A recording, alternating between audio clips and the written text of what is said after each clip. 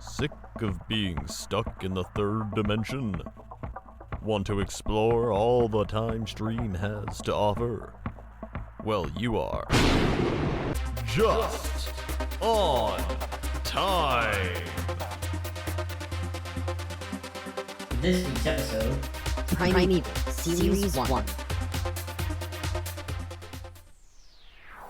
Good evening, or afternoon, or morning, depending on where you are in the time stream, fellow Chrononauts. I'm your pilot, Michael. And I am your other pilot, Robby. And this week, we will be going over the TV series Primeval. Specifically, we will be going over Series 1, the first season of Primeval. That's how we're going to handle TV shows here, is we're going to go by them one season at a time. Yes, and for clarity, this is BBC's Primeval. Yeah, not whatever other Primevals exist out there. Some horror film also made under the name, but I care far more about this one. I have been a fan of this series since I was a very, very young boy. Big dinosaur fan, and I love this series to death. So unfortunately, I do see it with a bit more than nostalgia glasses, which is why I'm very curious to see what's your general impression of the show as a newcomer to it? Okay, wow. So I didn't realize that you had come in seeing the show. This was completely fresh for me. Never heard of this. And I got sucked in pretty quickly. I don't know if you've seen other BBC shows, but it very much not follows because this one came out pretty early, but it's very similar to other BBC shows I watched, which is a good thing to me. I usually have a very good time with those.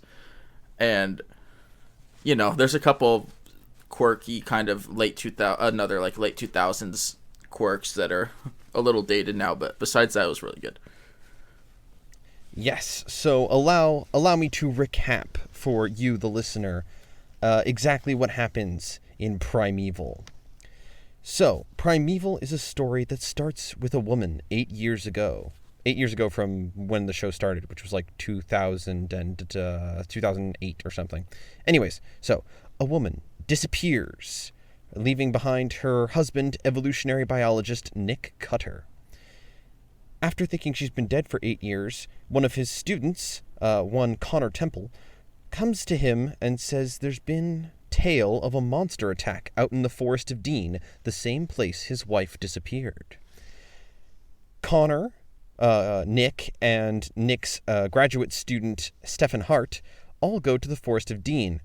At the same time, there is also a zookeeper, whose name is Abby Maitland, who is investigating a strange lizard that came from the forest. And there's also a government agent who happens to link up with Nick Cutter, whose name is Claudia Brown, also trying to see what is up with this monster supposed sighting. Once they all get together, they find that indeed there is something strange in the forest, an anomaly, which is what this series calls their time portals. The anomaly has opened up to the Permian, a period in Earth's past ruled by giant reptiles, but before the dinosaurs. Throughout the entirety of the first episode, they come to this realization and eventually must fight one of the giant predators from that era, a gorgonopsid, which, as it turns out, is the same thing that chased Helen Cutter many, many years ago. Now that the team is aware of anomalies, they start looking out for them, especially because they start to be opening with more and more frequency. They go through multiple different creatures, multiple different problems as they learn to understand the nature of the anomalies.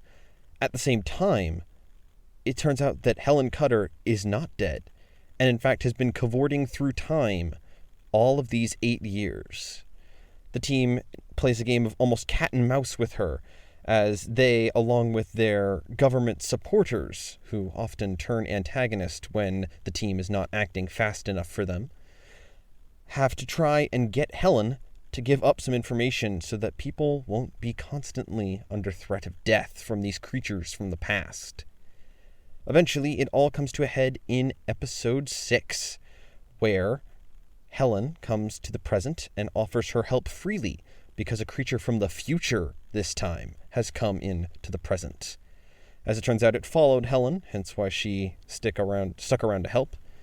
And the team eventually manages to kill the creature from the future without having to worry about it possibly affecting the past. And they actually kill it in the Permian. And as it turns out, there's a bit of a time loop thing going on, and we'll get into that a little bit later. But yeah, that's more or less Primeval, a tale of dinosaurs and creatures invading the present through some kind of unknown caused portals called anomalies. Yeah, this was definitely a lot more of a creature movie than I expected. It really focuses on these animals a lot, and especially the morality of what to do with them. Yeah, that's something I really appreciate, and it's probably why young me latched on to the series so heavily.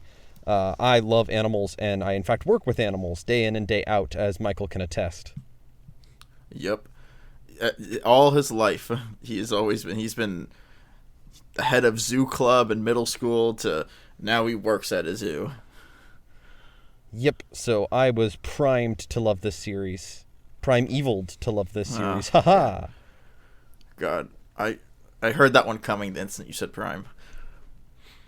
Oh. Yeah, almost like you could predict the future of it. Yeah. All right, so let's start. I want to know, what was your favorite episode, Michael? Honestly, the first episode was my favorite. I think that's only because it got me engrossed so well. And the mystery behind Helen it made me want to keep going more than anything else. And I'm almost a little upset that Helen got revealed so soon. Especially the way she got revealed, because it wasn't what I expected. But yeah, I think that first episode was just very magical for me. And I just like that one the best. Nice. Yeah, the mystery of Helen getting revealed fast kind of has to deal with the fact that this is a British TV show, which means there's only 6 episodes to this season, and so things kind of got to move a little quickly. Yeah, they go for longer episodes, 45-minute episodes, but you only get 6 of them. Yeah, but they move really. Ones. Yeah, they move really quickly. They cover a lot of ground with this series really fast. Yeah, they do. And it was never not engaging or anything. It always you caught onto the formula, but it was still interesting. And you still wanted to see what happened, and the overarching story amongst the 6 episodes was you still want to learn more and more. Yep, and each episode. Yeah, exactly. Each episode deals with a different, something new every single episode. So episode 1 is obviously big, scary reptiles and introducing time travel. Then episode 2 is all about giant bugs, so it's a completely different kind of creature. Episode 3 deals with an aquatic anomaly to the Cretaceous. And then episode 4 deals with dodos and parasites. And then episode 5 deals with flying creatures in the form of a pteranodon and a swarm of agnathus. And then episode 6 deals with the future creature. So you get like the whole spectrum of animals possible from these short 6 episodes. Yeah, I appreciated that too. I thought it was going to stick to one relative time zone and just keep sending us dinosaurs or something. But it didn't do that. And also, just speaking of the dinosaurs and stuff, as a post-production major, I always like to comment on CG and things. It's crazy how much we've advanced in 10 years. Like, you could obviously tell a lot of these things are fake in some of the scenes. When I look with a close eye, you could see that, it wasn't done perfectly, but it was still very good for the time and pretty realistic. Yep, part of the reason for that is because this is the brainchild of the people behind Walking with Dinosaurs, actually. They're a company, Impossible Pictures. They're the ones that made this TV show. Oh, wow. That's incredible. Yeah, I've heard of Walking with Dinosaurs. They had those, shows, right, where you'd go and see those very realistic animatronic dinosaurs. Yep, the Walking with Dinosaurs, brief aside, is a series of documentaries that was the first time that people really made a documentary series about dinosaurs as active living creatures in their environment. It came out in the late 90s. It was very, very popular on the BBC, saw a wide American release, and then they followed it up with other things like Walking with Beasts, which is about prehistoric mammals, Walking with Monsters, which is about everything before the dinosaurs, and Walking with Cavemen, which is all about man's evolutionary history. So they've done a lot of stuff, Impossible Pictures, and I am a huge fan of theirs. I love their stuff to death. It sounds like you're very knowledgeable about them. Yeah, I I've done a lot of research into this. It's one of my hyperfixations, not gonna lie. It's one of my favorite series of all time, and that is entirely on me. It's not necessarily the best series I recognize. It's got its faults, but I can't help but love it. What's your favorite part about this season? What was your favorite part? That's hard. I think my favorite episode was... I like parts of all of them. I really liked episode 6, and I really liked episode 3. Episode 6, to get back into it and give it a little more detail, kind of ties even more time travel elements into this, because when, in the first episode, they go back into the Permian, they see an old camp with a human skeleton and, like, wrecked camp. And they're like, what happened here? And they pick up a camera and they see it was Helen's camera and there's a picture of Helen on it. And they're like, oh my gosh, she was here. But who else was with her? And then that is answered in episode 6 when they go back into the Permian, because that's where they think the future predators came from. There's a future anomaly inside the Permian, and they went back to the Permian to find that anomaly, because all the anomalies can link up wherever they want. When they go back into that past in the Permian, it's actually 10 years earlier than the portal we saw in episode 1. So they became their own past, which was super, super neat to see. Plus the fact that a Gorgonopsid got to fight a future predator was just downright awesome. Yeah, I enjoyed that battle scene too. And that was a wonderful twist. I did not see that coming whatsoever. But yeah, then you see Nick taking a picture of Helen, and you're like, wait, this looks familiar. And then Nick realizes, wait, this looks familiar. And then they realize that they were the ones, yes, that created that camp that they saw back in episode 1. Mm-hmm. But season 1 definitely does. I've seen all the seasons, and don't worry, we will go over all the seasons on this podcast. We'll get to them at a later time, break things up. But this season definitely does a lot in regards to exploring what or how the anomalies work. So episode 1, they established that the anomalies are portals to the past and they're magnetic. It's an easy way to track them. Then in episode 3, they talk about how they're almost like an earthquake in the time-space continuum, and the portal in episode 3 moves from place to place along a temporal fault line, as Nick explains.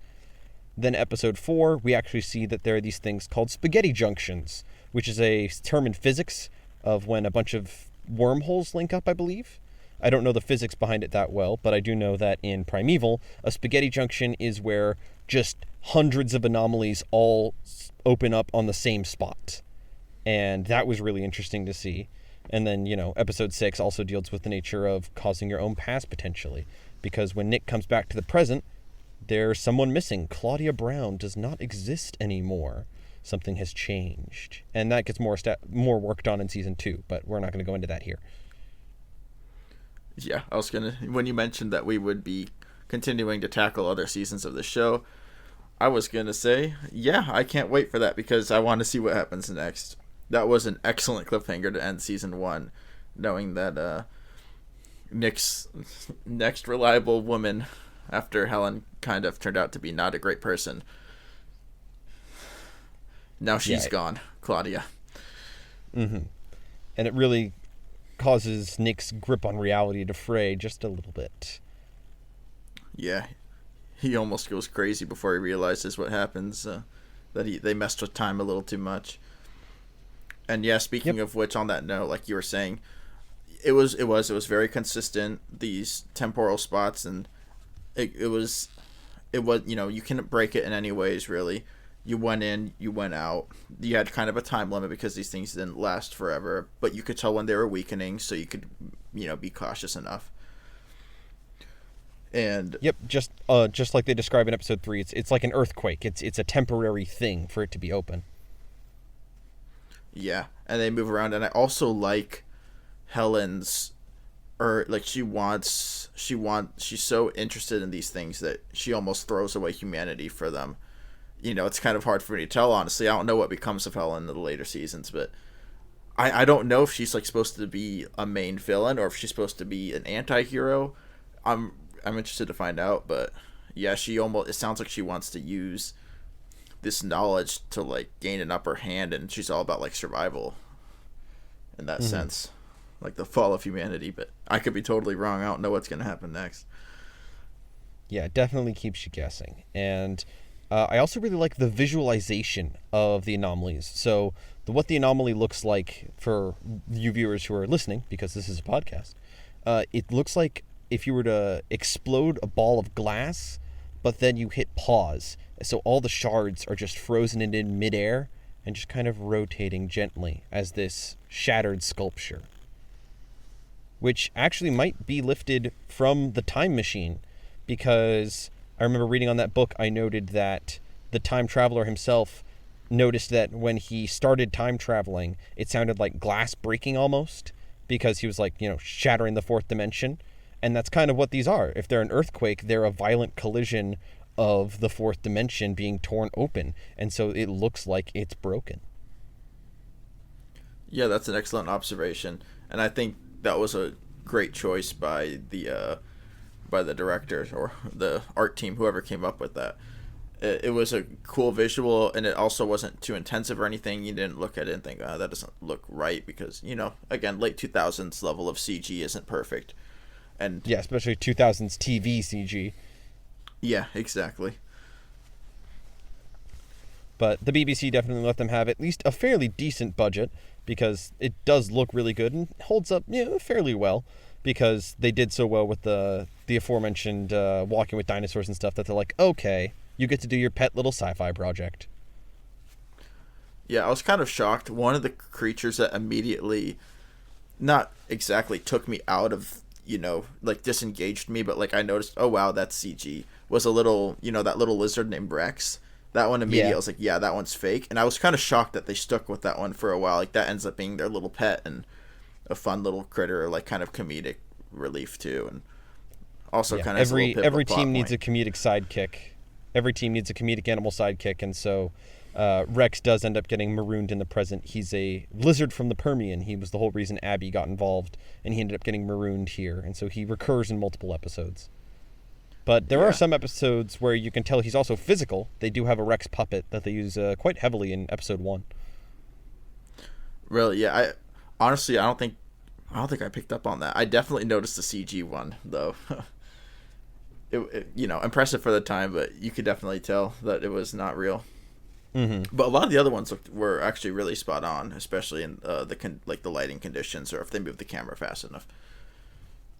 Yeah, they definitely use a lot of tricks on putting them in darker environments, or in the case of episode 5, they cause one of the characters' vision to get impaired, and so when we look through their eyes, everything's blurrier, which definitely helps the CG. Yeah. They could basically just create little blobs that float around, and you'd think they're dinosaurs. But hey, I mean, ace decision on that part. That's some good directing right there. Yeah, those are decisions you have to make to engage an audience when technology hasn't quite caught up to your vision. And so one thing I wanted to touch up on, or I wanted to discuss, was the writing. I think this show had an interesting mix of comedies, witty humor, witty dialogue, and seriousness. Sometimes it worked really well, and I think other times it was a little uncalled for. I wanted to ask what you thought about it. Yeah, I mean, it definitely it exists in that realm that so many sci-fi properties do, right? Where there's plenty of dry, witty humor, but there's also the serious, we're dealing with the nature of reality or some scientific law itself. So it just feels very sci-fi to me. Yeah, I remember one scene in particular in the second episode when they were dealing with the giant spider things. The spider just killed a pesticide, a duty sprays pesticide, just died from the venom of one of what they thought was one of these spiders.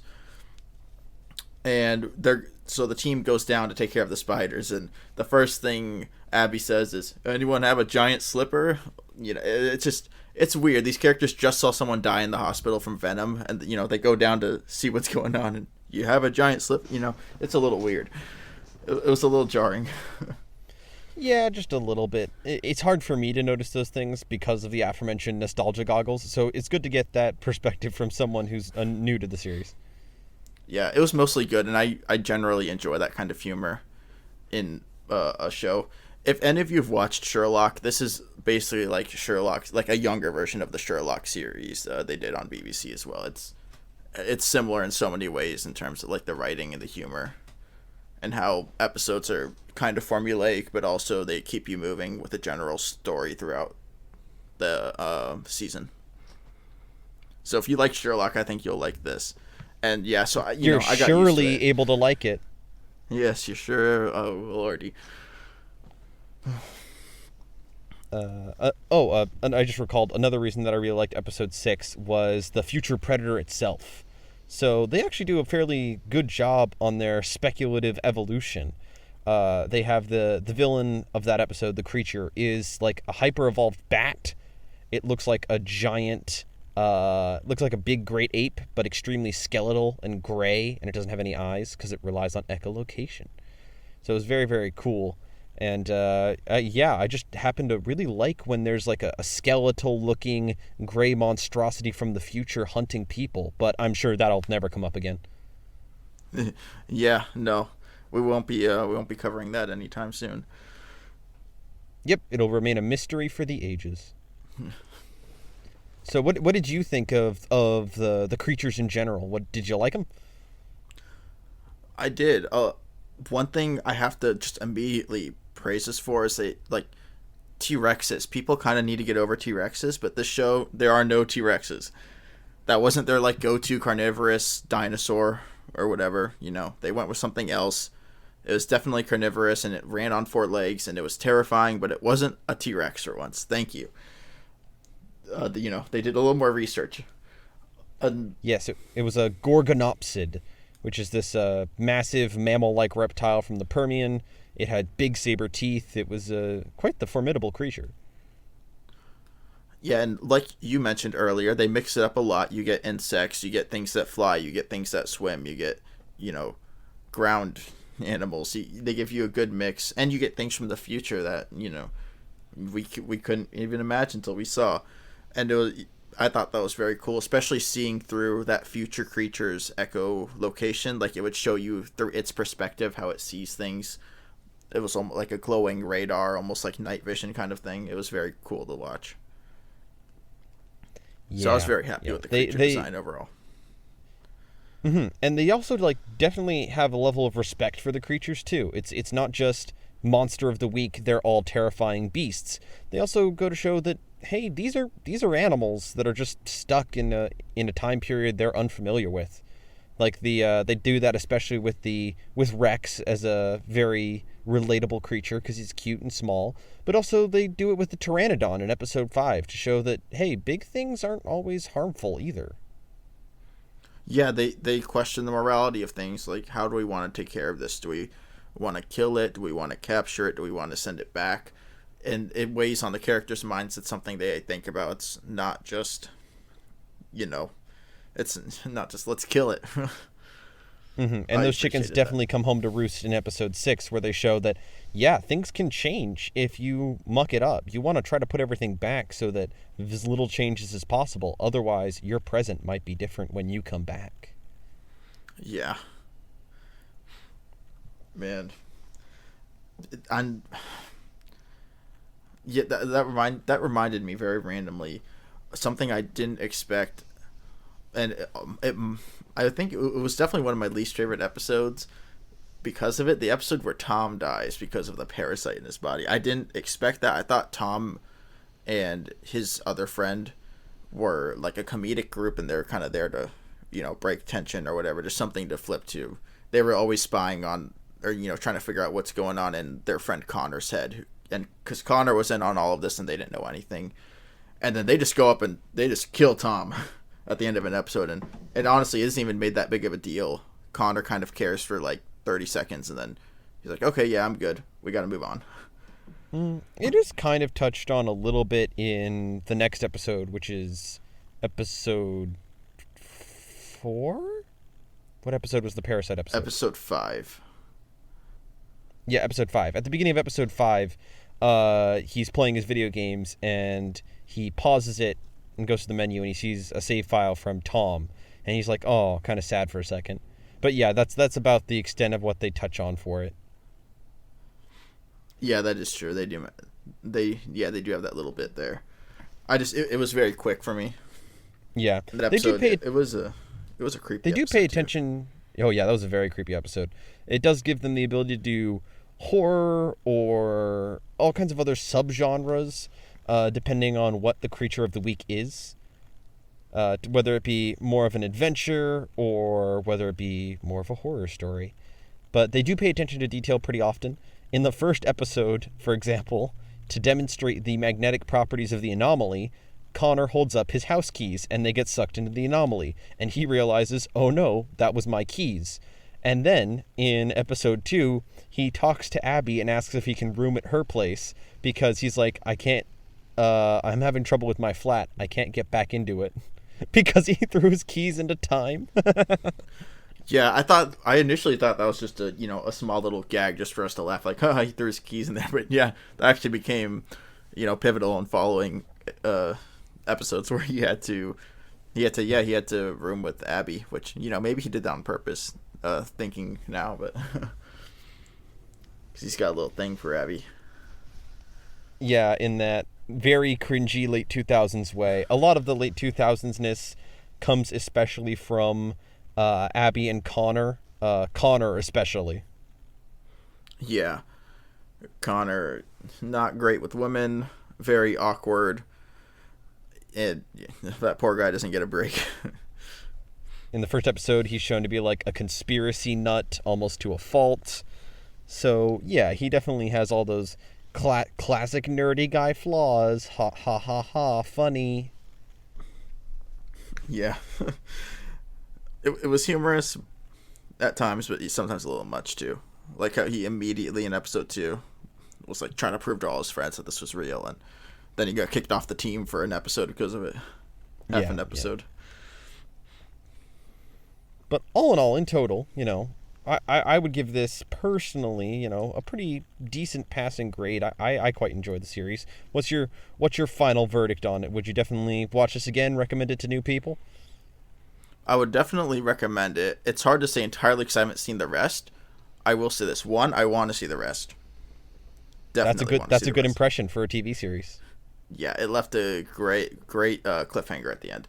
And two, I think the writing isn't perfect. It's very, very good, but the story is pretty solid. It's not like the most perfect thing ever, but I really enjoy it, and I'll continue watching it. That's good. That makes me really happy to hear as a big fan of the series. Yeah, it's one thing I'm beginning to really enjoy about this podcast. It's just watching things I never would have watched, having a great excuse to do so, and realizing, wow, now this is something I can mention to people because this is pretty awesome. Yeah, there are definitely some things that I've spied on our list of future pieces to cover where I'm like, oh, dang, I can't wait to read this or see this. Some of these things look awesome. So that's part of the fun of this podcast. And you all will get great ideas on what's worth viewing and what's not. Yep. And I'd say so far, we've hit some pretty good ones. We haven't had any bombs yet. Yeah, yet. But yeah, you guys we'll take that pain for you. You're welcome. We are so self-sacrificial in our wisdom of being from a time more advanced than yours. We know what you can handle as, people who don't really understand the time stream yet. Yes. Well, we will be your filter to make sure you only get the best of time travel and media, and only the good, realistic stuff that actually occurs in the time stream. So would my final question for you, Michael, is, if there was a time portal opened up in front of you, would you pull a Helen Cutter? Would you go through it and foray into time? We have our time machine. We can go wherever we want to. But if you had no control over it, would you take that leap? I would first do a couple tests, especially if the thing looks like glass. I wouldn't just stick my head into it like a little boy did in the first episode, because your head might get chopped off. But I would try. I wouldn't just sit there and do nothing. That's an opportunity of a lifetime. Especially for folks in the early 2000s where they have no idea how time travel works. Mm-hmm. So yeah, I wouldn't pass up on that, but I'd be very cautious. I would test a couple of things, maybe throw a pen in there or whatever, just like Connor did.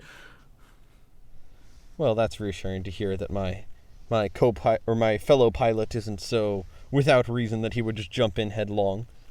I don't know if that worries you, that I would definitely go into an anomaly. You always put your head last. You're never a brain person, so I understand. Hey, I resent that comment and also resemble it. You are an instinctive person. You see portal, you jump. Mm-hmm. I mean, I would have at least a little preparation. I would try to see if there's anyone I know nearby that I could be like, bring me a bag of supplies from the camping store right now, and then I would leave for fear of it opening. I wouldn't want to leave that spot, Yeah, keep an eye on it. That would. But while we may not have access to any anomalies, which the show never, in the first season at least, explains where they come from, we do have access to our wonderful handy-dandy time machine right here. So I believe we have to be off into the time stream for our next adventure. Yep, let's get this sucker fired up. It's time to head out. All right, we will see all of you listeners next time.